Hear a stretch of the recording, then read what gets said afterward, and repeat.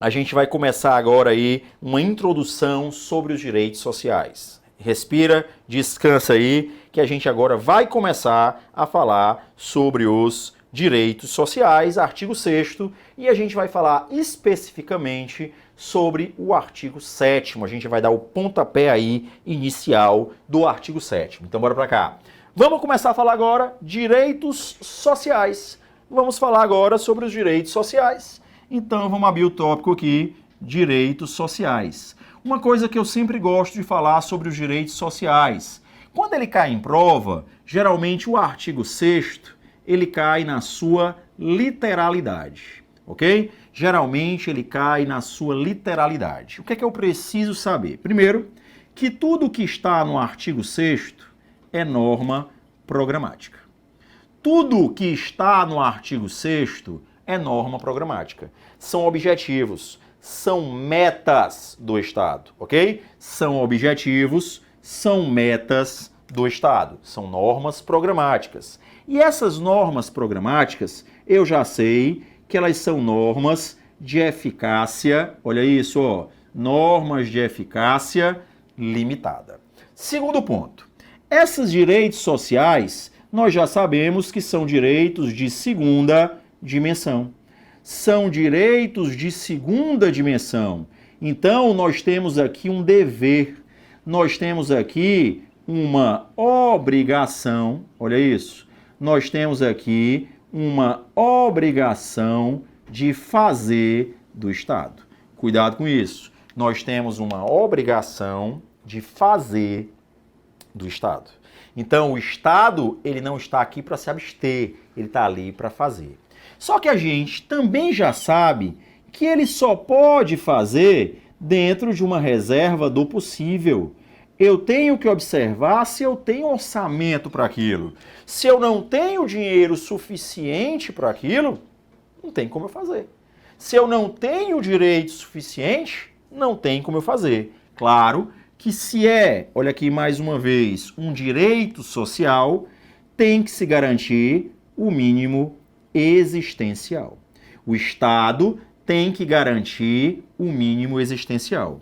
Se não é garantido o mínimo existencial, ok? Se não é garantido o mínimo existencial, o Estado não poderá alegar a reserva do possível. Não poderá.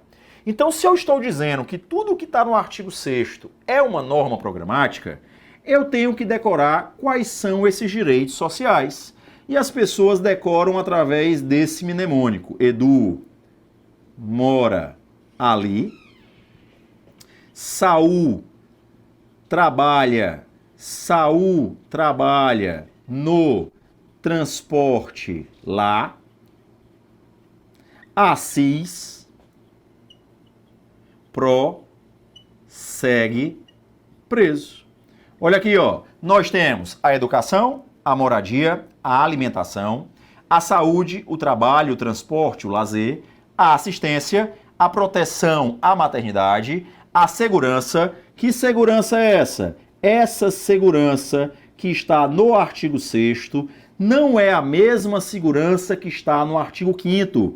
A segurança do artigo 6º é a segurança pública.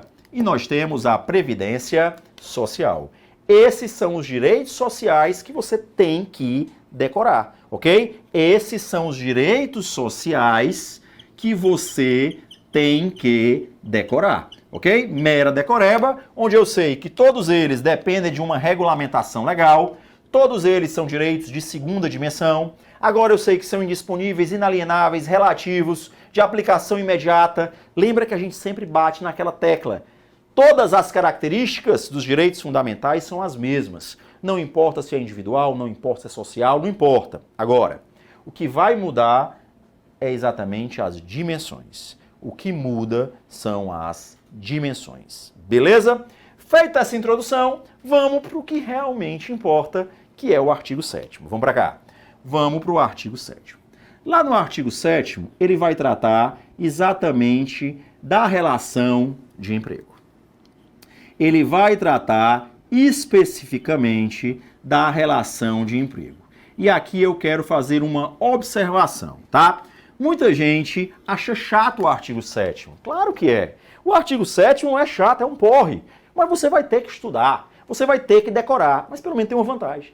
Quando cai o artigo 7º, cai a literalidade. Eu tenho que só ter o trabalho de decorar esses incisos aí, saber quais são os direitos dos trabalhadores urbanos e rurais, quais são os direitos dos trabalhadores domésticos. Esse é o trabalho que eu vou ter. Porque quando cai o artigo 7º, cai a literalidade. Beleza? A gente vai fazer aqui algumas observações. Então eu estou falando de uma relação de emprego.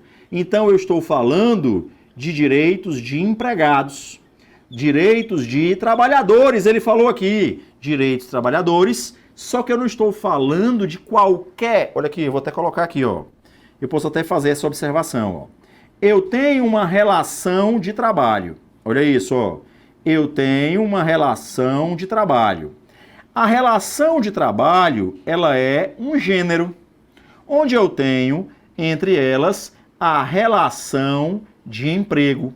A relação de emprego é aquela relação que envolve o empregado versus o empregador. Empregado versus empregador é uma relação de emprego.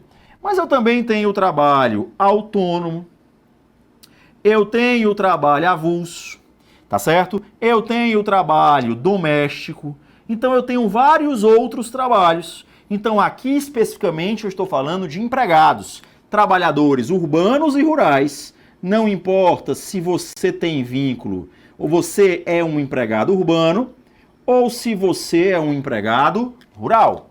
Lembre-se que logo no início do artigo 7º ele diz que a Constituição Federal, no seu artigo 7º, ela equiparou, a Constituição equiparou, olha isso, os direitos dos trabalhadores urbanos aos trabalhadores rurais.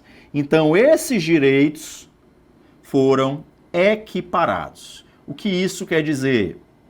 Quer dizer que todo direito que o trabalhador urbano tem, o trabalhador rural também tem. Eu estou falando direitos. Um exemplo, o adicional noturno do trabalhador urbano é 20%.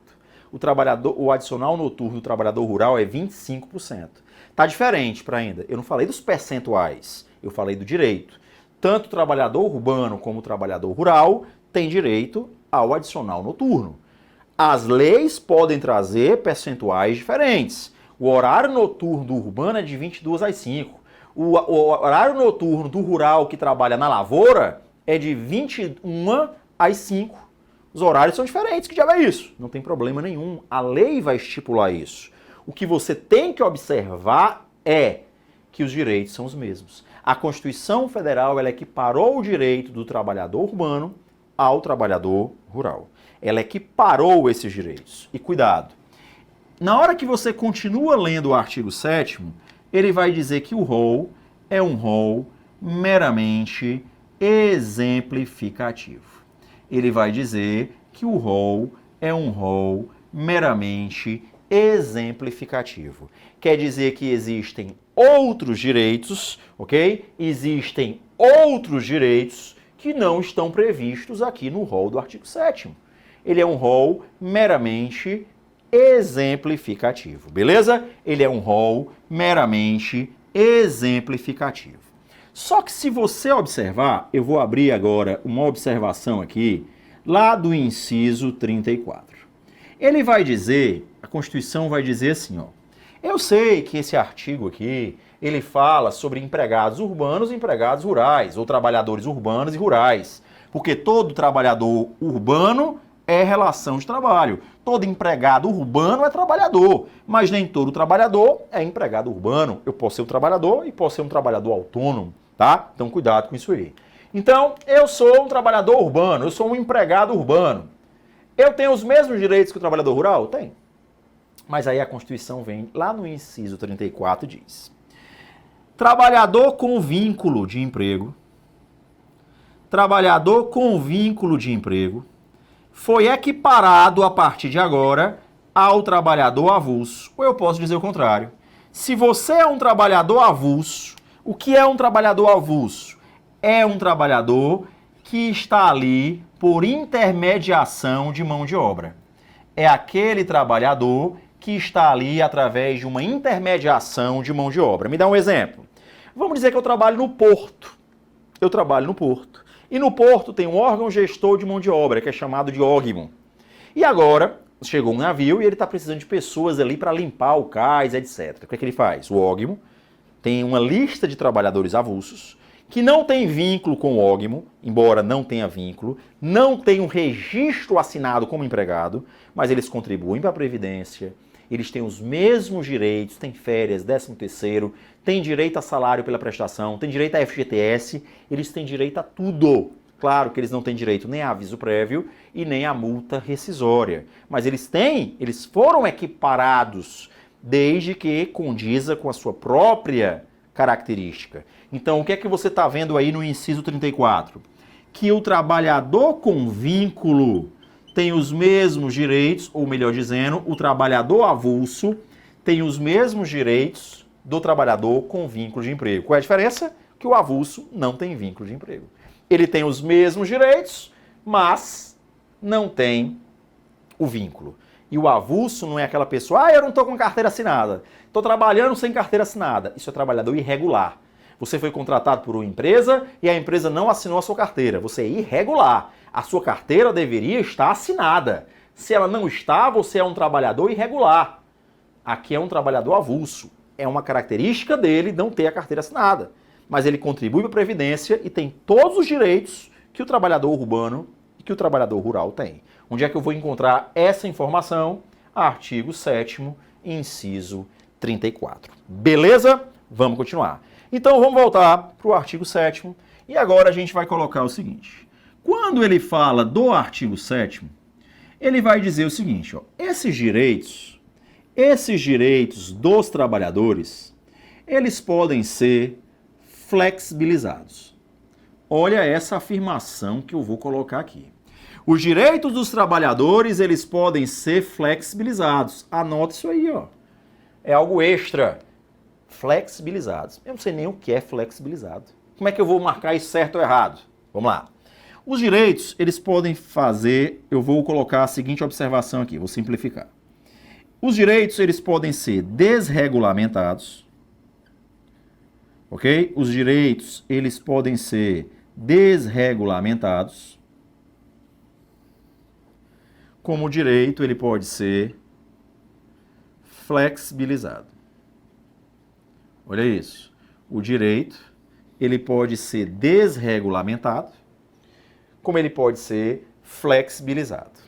Quando eu digo que o direito foi desregulamentado, é porque eu vou afastar a norma, olha isso, eu vou afastar a Constituição, mas eu vou afastar a Constituição de forma definitiva. Olha isso, eu vou afastar a Constituição de forma definitiva e vou aplicar a vontade das partes. Eu não vou mais seguir o que está na Constituição.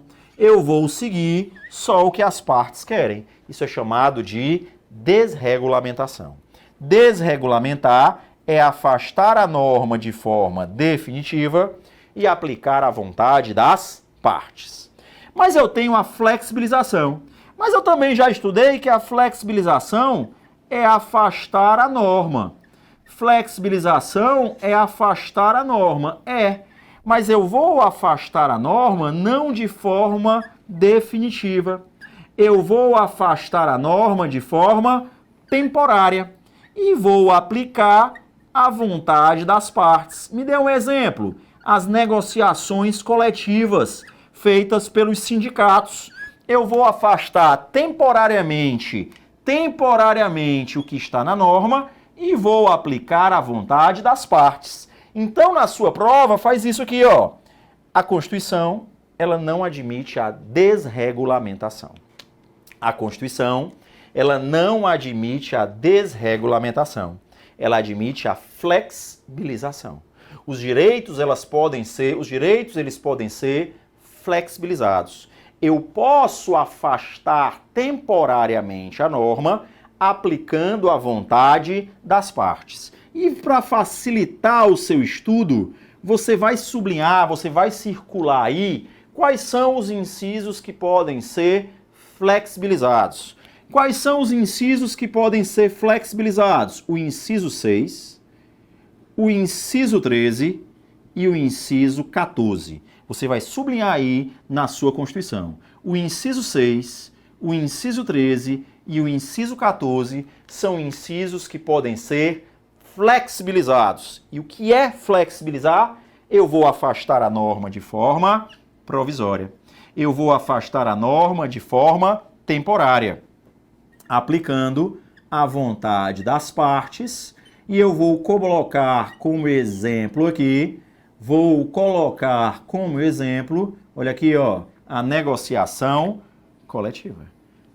Dá uma olhadinha depois no inciso 6, que fala aí de salário, e o inciso 13 e 14, que fala sobre jornada. Então, mais uma vez, no artigo 7º, eu estou equiparando os direitos dos trabalhadores rurais e dos urbanos. Eu já vi no 34 que o avulso também vai ter os mesmos direitos, só que ele não tem vínculo, mas eu não falei do doméstico. Eu não falei do trabalhador doméstico. Por quê? Porque o trabalhador doméstico, que a gente ainda vai falar, ele não teve os seus direitos equiparados ainda. Ele não teve os seus direitos equiparados ainda. Beleza? Então, fica atento com isso aí. Vamos continuar. Então, vamos ver alguns incisos que a gente vai decorar. Vamos pegar aqui o artigo 7º, inciso 1. O artigo 7º, inciso 1, ele vai falar de uma multa chamada de multa rescisória. O inciso 1, ele vai falar sobre uma multa chamada de multa rescisória. Multa rescisória. Peraí ainda, mas eu estou vendo aqui, não é isso não.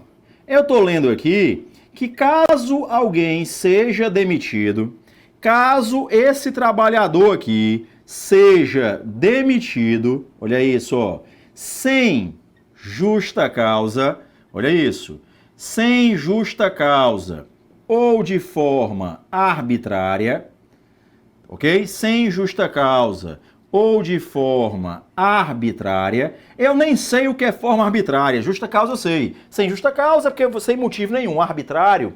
Eu vou dar um exemplo, você é um trabalhador estável, você tem estabilidade, tá? Você pode ser um dirigente sindical, você pode ser gestante. Se você for demitido, você está sendo demitido de forma arbitrária. Você está sendo demitido de forma arbitrária. Então, se você é demitido sem justa causa ou de forma arbitrária, ele está dizendo que você tem direito a uma indenização. E essa indenização, ela é chamada de multa rescisória. É a multa rescisória que você conhece popularmente como 40% do FGTS. É a multa do FGTS. Essa multa é chamada de multa rescisória. Só que ele continua dizendo que essa indenização, como é que vai ser feito o pagamento, como é que é todos aí os requisitos através de uma lei complementar. Ele acabou de colocar que é através de uma lei complementar. Se ele acabou de colocar que eu preciso de uma lei complementar para trazer os requisitos, a forma que isso vai ser pago, essa indenização, então eu já estou afirmando que isso é uma norma de eficácia limitada. É uma norma de eficácia limitada. E essa lei complementar, ela ainda não existe. Ela é desde 88, a Constituição de 88. Não existe ainda. Mas eu tenho o artigo, eu tenho aqui, vou até apagar aqui, eu tenho lá no ato das disposições constitucionais transitórias, no artigo 10, inciso 1, que diz que enquanto essa lei complementar não surgir, você vai pagar 4%, ou melhor dizendo, 4 vezes o valor que está na lei. Lá na lei é 10%. Então você vai pagar o quê? 40%. 40% que vai incidir, olha aqui, 40% do FGTS. 40% que vai incidir sobre os depósitos do FGTS. Beleza? Nós também temos logo em seguida duas observações importantes. Ele tanto vai falar sobre o FGTS, como ele vai falar sobre o seguro-desemprego. Então, eu tenho direito ao FGTS. FGTS, o percentual é de 8% depositado mensalmente, mas se for trabalhador aprendiz, corresponde ao percentual de 2%. Esse depósito é feito mensalmente até o dia 7 de cada mês, ok? Até o dia 7 de cada mês. E esse FGTS ele surgiu para substituir a estabilidade decenal. Antes da Constituição de 88, as pessoas não tinham obrigatoriedade de depositar o FGTS. O FGTS surgiu antes da Constituição de 88, mas não era obrigatório. Algumas pessoas adquiriam estabilidade. Olha que legal isso. Tinha trabalhadores, carteira assinada, que poderiam adquirir uma estabilidade após 10 anos de serviço. Mas está no Brasil, lembre-se sempre disso. Espera ainda, estabilidade a partir de 10 anos. A partir de 10 anos eu não vou poder demitir, então demito antes. Demito a partir de 9 anos. Espera aí, a partir de 9 anos? Não, espera ainda. O TST agora criou uma súmula dizendo que a partir do momento que fechar com 9 anos não pode mais demitir. Demito com 8. Então, espera ainda. As pessoas trabalhavam, não tinham FGTS, optavam pela estabilidade, mas quando elas estavam próximo a adquirir a estabilidade, o empregador ia lá e demitia. E aí, vamos agora criar a obrigatoriedade do FGTS. O FGTS agora é obrigatório, eu não vou ficar Deus dará, não. É obrigatório. Eu não tenho mais que optar com os empregados de, eu vou optar pela estabilidade, eu vou optar pelo FGTS. Não existe mais isso. Você não tem mais essa opção. Hoje, todos têm direito ao depósito do FGTS. E essa conta pode ser movimentada, tá? De acordo lá com a Lei 8036. Seguro-desemprego é para quem é desempregado. Olha aí, ó. É para quem é desempregado. Não é assim. Seguro-desemprego é uma garantia. Seguro-desemprego é uma ajuda para que você, enquanto estiver desempregado, para ainda, ó. Lembra mais uma vez de novo, ó. Estamos no Brasil, né? Para que serve seguro-desemprego? Se você fosse para outro país. Eu estou recebendo o seguro, mas eu estou procurando emprego. Aquilo ali é para me ajudar, é como se fosse assim, é uma ajuda de custo enquanto eu consigo um novo emprego. Aqui no Brasil não. Eu gasto o seguro-desemprego todinho, quando eu parar de receber o seguro-desemprego, é que eu vou agora atrás de um novo emprego. É assim que funciona. Então, o que é que importa na sua prova? Na sua prova é, seguro-desemprego é apenas para desemprego involuntário. Eu quero que você sublinhe essa palavra aí, ó. É apenas para o desemprego involuntário. O que quer dizer o desemprego involuntário? Você foi demitido sem justa causa. Você foi demitido de forma arbitrária. Se você pediu demissão, se você foi demitido por justa causa, se você se aposentou, você não tem direito ao seguro-desemprego. Ele é garantido para quem é desempregado de forma involuntária. Foi demitido sem justa causa e de forma arbitrária. Beleza? Forma simples de você entender isso aí. Agora, a parte principal é o inciso 4, quando ele fala de salário mínimo. E agora eu quero 100% de atenção. A gente vai falar agora sobre o salário mínimo. Lá no salário mínimo, a primeira coisa que eu quero que você observe no inciso 4 é que o salário mínimo, ele vai dizer o seguinte, ó. O salário mínimo é nacionalmente unificado e ele está aqui para suprir a habitação, a alimentação, para ainda o meu salário mínimo, com a alimentação e com a habitação, ele já acabou. Eu não sei nem se dá para habitação e alimentação. Mas se você observar, ele traz outros direitos. Lazer, vestuário, higiene, para ainda. O meu salário mínimo não dá para isso não. Então quer dizer que esse inciso 4 é uma norma programática. Esse inciso 4, ele é uma norma programática. Ele é uma meta, ele é um objetivo. Olha, eu peguei aqui a Constituição, eu estou lendo aqui, o meu salário mínimo mal deu para eu pagar habitação e alimentação, eu vou processar a União. Eu vou processar a União porque ele está dizendo que o salário mínimo dá para tudo isso aqui e o meu não está dando não. Eu vou processar, não pode, porque é uma norma programática. Eu não estou dizendo que você vai conseguir, eu estou dizendo que eu vou tentar. Eu estou dizendo que eu vou fazer de tudo para você conseguir. E se eu não conseguir? Não conseguir, ano que vem a gente tenta de novo. Ano que vem a gente tenta de novo. É por isso que ele está dizendo que o salário mínimo é uma norma programática. Esse salário mínimo, hoje, ele é nacionalmente unificado.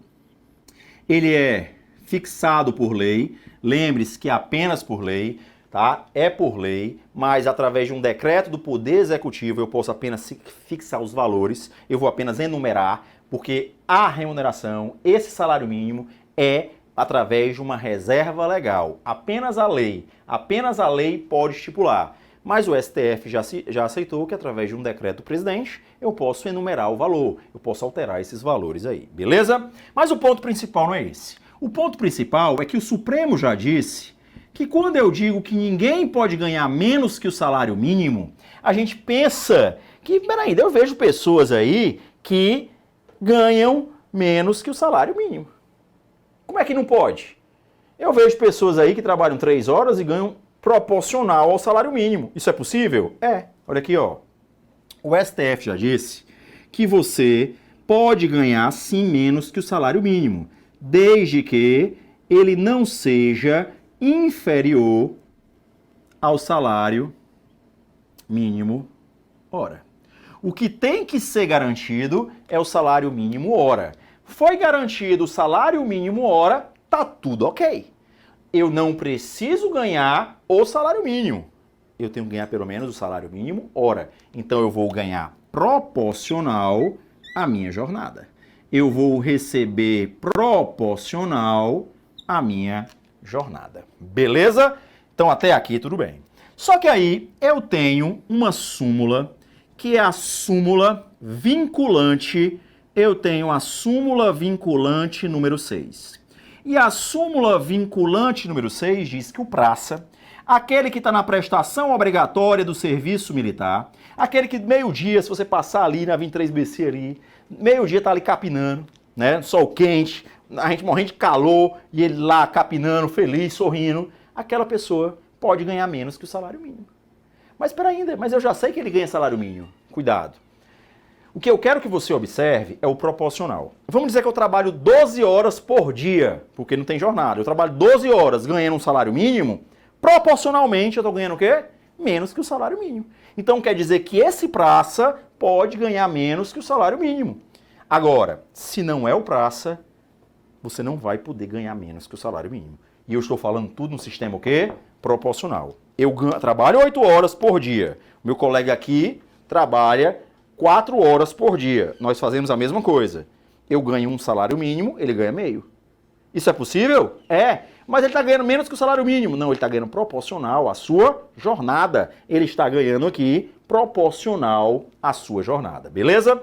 E fiquem atentos também a uma outra súmula, que é a súmula vinculante número 4. Onde a súmula vinculante número 4 vai dizer que o salário mínimo não serve de indexador. O salário mínimo ele não serve de base de cálculo. O que quer dizer isso? Quer dizer que não é porque o salário mínimo aumentou que o seu salário vai aumentar, não. Pois eu fui contratado para ganhar 10 salários mínimos. Na minha carteira está lá. O salário mínimo aumentou e não aumentou meu salário. Cuidado. Você não vai ser contratado para ganhar 10 salários mínimos. Você é contratado para ganhar um valor X. Se o salário mínimo aumentar, não quer dizer que tudo tem que aumentar. Não quer dizer que o seu salário vai ter que aumentar. Porque o salário mínimo não serve de base de cálculo. O salário mínimo não serve de indexador. Só vai aumentar o salário se você já ganha o salário mínimo. Você ganha o salário mínimo. Se você ganha o salário mínimo, aumentou o salário mínimo, aumentou o seu salário.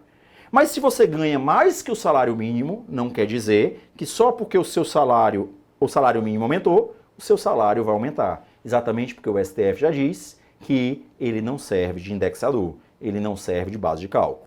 Eu não sei se vocês já observaram que a pessoa diz assim, eu fui contratado, quando eu fui contratado eu ganhava X e agora eu ganho menos da metade que isso, porque o salário mínimo vai aumentando e o seu salário não acompanha. Então, nesse caso, isso é possível? É plenamente possível. Beleza? Então, cuidado. Esse salário mínimo, ele é conhecido como piso nacional. Piso nacional, tá? Mais uma vez, não confundir com o que você vai encontrar no inciso 5, que são os pisos da categoria. As categorias, através de negociações coletivas, elas fixam seus pisos salariais, não confundir. Aqui é um piso nacional. Eu posso ter os pisos estaduais, mas o que eu quero que você observe é, eu tenho o salário mínimo nacional e eu sou da construção civil e através de uma negociação coletiva agora, eu vou fixar agora o salário lá, o piso dos pedreiros. Eu tenho que levar em consideração o salário mínimo. Eu tenho que levar em consideração, tem que ser igual ou maior. Não pode ser o quê? Menor. Beleza? Então a gente encerra aqui a primeira parte do artigo 7º. Beleza? Forte abraço a todos.